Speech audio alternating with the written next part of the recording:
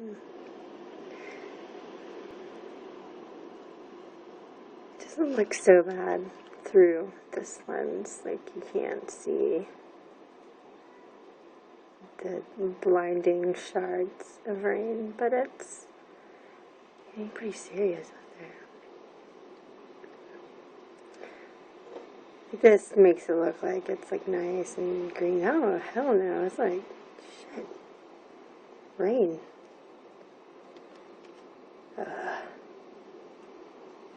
Good thing there's no children out there. They would be destroyed.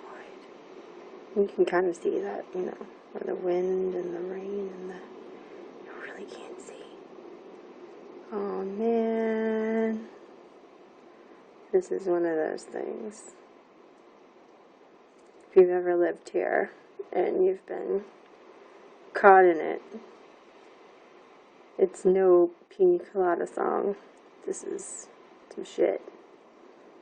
And you got groceries, and you're like really hungry, and you just want to go home, and then